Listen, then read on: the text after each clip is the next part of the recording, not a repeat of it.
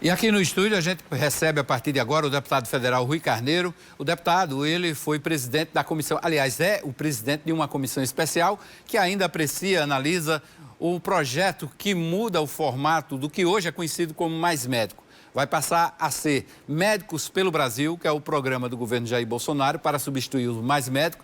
E a gente vai falar sobre isso, afinal de contas, essa pauta deve prevalecer a partir da semana que vem. Boa tarde, deputado, seja bem-vindo. Boa tarde, Hermes, boa tarde a todos que nos assistem. Para mim é uma satisfação mais uma vez estar aqui. Na verdade, a medida provisória 890 já passou pela comissão especial, a qual eu presidi, e irá para plenário possivelmente agora aí na próxima semana.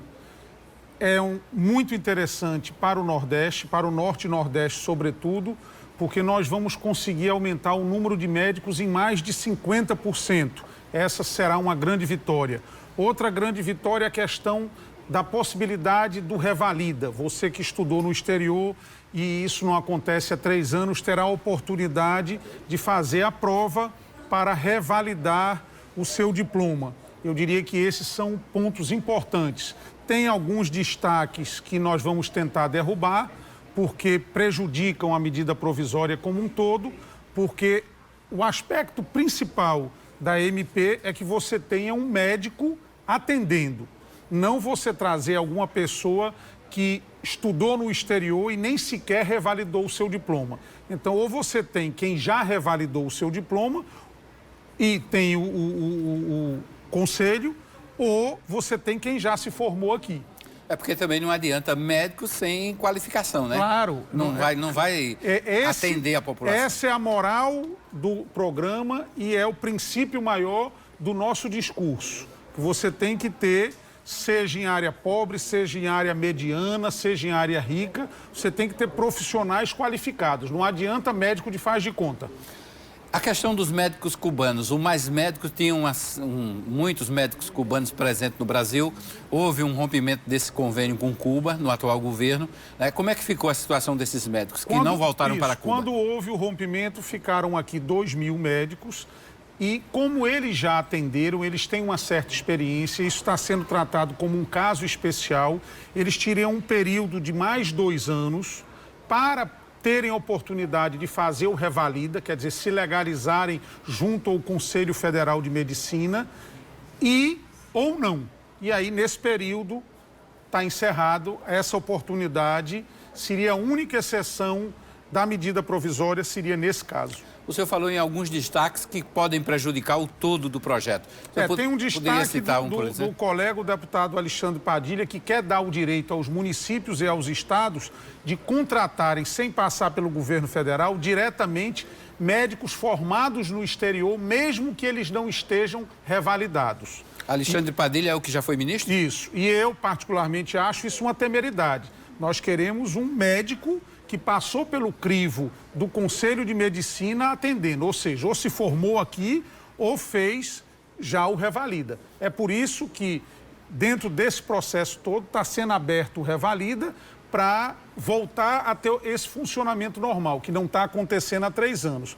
Mas você trazer um médico do Paraguai, da Bolívia, seja ele de lá ou daqui, com um curso numa faculdade, sem conceito e colocar para atender, no meu entendimento, é um ato de completa irresponsabilidade. Certo. Qual é a tramitação final desse projeto? O senhor já passou pela comissão especial, Câmara e depois vai para o Senado? Câmara, Senado. Aí vai para a sanção do presidente. Quanto tempo ainda demora isso na sua avaliação? Não, tem que terminar esse mês. Porque é o prazo de validade da medida provisória. Certo, então tem esse prazo da medida provisória que já vence agora, quer dizer, o programa, efetivamente, na prática, o programa já está funcionando.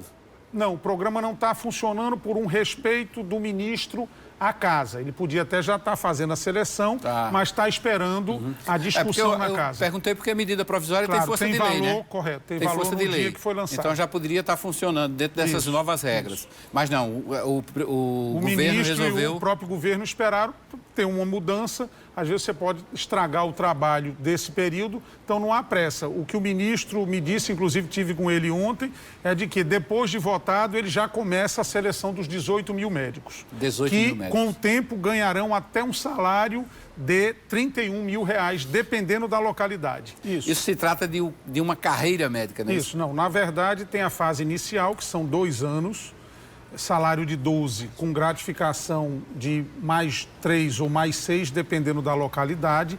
Depois desses 2 anos, você faz uma prova final, vamos dizer assim, e aí terá a sua carteira assinada. Com o tempo, vai aumentando o seu salário e a sua gratificação. Você também pode ser médico tutor, que é outra variável. E num período de 10 anos, a preço de hoje, você chegaria ao valor de R$31 mil.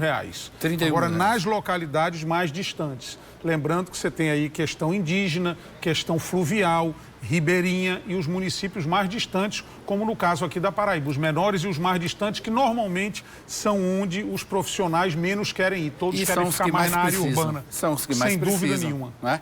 Na Paraíba, aprovado como o texto original está, você aumenta em 50% o número de médicos. Essa discussão também envolveu representantes da categoria médico, conselhos regionais de medicina. Todos foram ouvidos, nós fizemos 7 audiências públicas durante 1 mês e meio, todo mundo participou, todas as entidades, foi um debate muito proveitoso.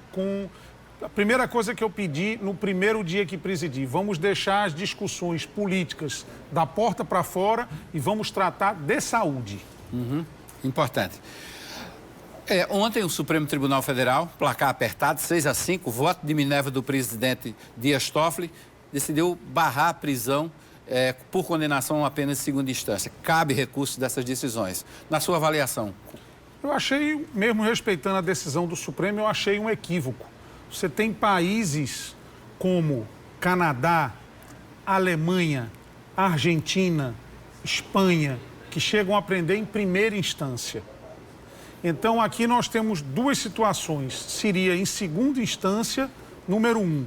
E terceiro, muita gente já presa em virtude disso. O Supremo ia nessa direção, de repente mudou de direção. Então, nós temos o país ainda da impunidade, do jeitinho. E aí eu acho equivocado, mas pedagogicamente muito ruim, porque isso reaviva na mente dos brasileiros esse conceito, que é um conceito que fez mal ao Brasil durante muitos anos e me parece que ainda vai continuar fazendo. Agora eu posso pegar, sem nenhum demérito, sem nenhuma correlação, posso pegar, por exemplo, a situação de um político que é condenado por corrupção. Ele é condenado em primeira instância, em segunda instância, e quando chega na segunda instância, que o recurso vai para a terceira instância, ele, com a certeza de que vai ser condenado, ele simplesmente renuncia o mandato. Quer dizer, o processo dele volta de novo para a primeira instância e ele não é preso. Vai cair em situações desse tipo também. Além dos recursos capazes que ele pode entrar no Superior Tribunal de Justiça, normalmente, e se tiver algum tema constitucional, algum ponto para discutir na Constituição, ele pode ainda recorrer ao próprio Supremo. Como eu lhe disse, eu particularmente achei um grande equívoco. Acho, inclusive, que o Congresso, de certa forma, isso é uma falha do Congresso, que não legislou em relação a esse tema. Mais uma vez, o Judiciário pegou o protagonismo. Correto. Mas pode ser revisto. Pode ser revisto? Na minha leitura, sim. Mas não é causa pétrea na Constituição? Uma PEC pode derrubar uma causa pétrea? Não, aí pode. Eu não sou especialista jurídico nessa área, mas eu acho que o tema pode ser revisto. É o que eu tenho ouvido. Porque há juristas, inclusive, que criticam essa decisão do Supremo ontem porque bate numa causa pétrea. Então, há uma discussão aí levantada nesse meio. Mas, aqui no Brasil, tudo pode. Vamos ver. A conversar com o deputado federal Rui Carneiro, ele que participou de uma reunião da bancada, né, com o ministro do Desenvolvimento Regional, o prefeito Luciano Cartacho, para tratar da barreira do Cabo Branco. Parece que o prefeito saiu de lá animado. A bancada também ficou animada, deputado? Isso, mas antes disso, lhe parabenizar aqui, doutor Roberto Cavalcante chegou agora há pouco, lhe dando os parabéns pelo seu aniversário. Receba também os meus, em nome de todos os que nos assistem. Obrigado. Parabéns aí para você. Na verdade, nós tivemos uma audiência da bancada com o ministro tratando da segunda etapa lá da barreira do Cabo Branco. A primeira parte a prefeitura fez, uma parte de drenagem da ordem de 4 milhões. A segunda parte da ordem de 5 milhões, foi um pedido de toda a bancada junto com o prefeito Luciano Cartacho, e depois ainda tem aí outras fases que somam mais ou menos 60 milhões. A fase da engorda da praia, a fase dos gabiões, mas nós estamos avançando. Eu acredito que o presidente, na sua vinda a Campinas segunda, irá anunciar essa etapa da barreira, o que é muito importante para João Pessoa. É extremamente constrangedor para quem vive nessa cidade ver aquela área, aquela linda área interditada e a barreira caindo. Ok, então deixa eu aqui aproveitar também, deputado, para agradecer a deferência toda especial aqui do diretor-presidente Roberto Cavalcante, que esteve aqui no estúdio para cumprimentar aqui pela passagem do aniversário, também da sua filha, a diretora executiva Beatriz Ribeiro, que logo cedinho me passou a mensagem também, me cumprimentando por mais uma etapa aí dessa nossa vida, né? Deputado, deixa eu lhe falar, uma curiosidade, o senhor vai acompanhar a visita do presidente em Campina Grande na segunda? Vou, inclusive, esperando esse anúncio da barreira, que foi um pedido nosso, e eu acredito que vai acontecer. Tem também a questão do Aloysio Campos, e aí, para fazer justiça, teve a participação de Lula, teve a participação de Dilma, de Temer e do atual presidente. É uma obra extraordinária para Campina Grande, que merece, logicamente, o nosso aplauso a todos quatro e a nossa presença. Claro, e eu acho que as coisas têm que funcionar assim. Você não pode travar obra, resultado prático para a sociedade, alguma coisa em benefício para a sociedade, nessa discussãozinha ideológica que polariza a discussão, né, entre lado A e lado B, e o povo sai perdendo e deixa de discutir assuntos mais sérios, deixa de realmente saber o que é que está acontecendo, o que vem realmente, os pontos positivos e os pontos negativos do governo, que está no governo. É verdade, não há dúvida que, infelizmente, ainda, aqui no Brasil, essa polarização ideológica traz muito prejuízo ao país. Eu me lembro de uma frase do senador, à época, Ronaldo Cunha Lima, que dizia: enquanto um sobe e outro desce, o povo é quem padece. Quer dizer, a gente tem que esquecer um pouco, foi o que eu tentei fazer quando fui presidente da comissão, a gente tem que esquecer um pouco essa disputa eleitoral de extrema esquerda, extrema direita, e pensar no Brasil, pensar nos problemas, como é que se dá a solução a tudo isso e conviver com quem ganhou a eleição, seja quem for. Foi uma decisão, se aqui é João Azevedo, se lá é Bolsonaro, é Luciano Cartacho, os deputados são esses, e ter um amadurecimento político para entender que acabou a eleição, daqui a 2 anos tem uma nova de prefeito e vereador, daqui a 4 de presidente e governador. Isso não quer dizer que você vai apoiar determinado presidente, determinado governador, né, quem está no poder no momento. Eu, por exemplo, eu faço uma linha de extrema independência. Sim. Se eu acho que a proposta é boa, eu elogio, participo, como acho que essa medida provisória 890 do Médicos pelo Brasil é extraordinária para o Brasil, em especial para o Norte e Nordeste, que é onde nós estamos, e, logicamente, vamos lá participar, ajudar, contribuir. Eu acho que esse é o raciocínio amadurecido e que o brasileiro quer. O brasileiro que tem compromisso com o país, acima de ter compromisso com ideologia política. Porque, na verdade, esse projeto é um melhoramento do Mais Médico. Claro, que também teve o seu papel, os seus méritos, claro. E se vier outro projeto lá na frente, com outro presidente, que melhore ainda mais, que venha, né? Que venha, contanto que o povo é quem seja o beneficiado, o grande beneficiado. Sem dúvida nenhuma. Bom, em relação a isso, o povo beneficiado, as emendas da bancada federal paraibana, para onde elas estão sendo destinadas no orçamento da União? Grande parte, graças a Deus, para a área de saúde. Da nossa parte, chega da ordem de 80%.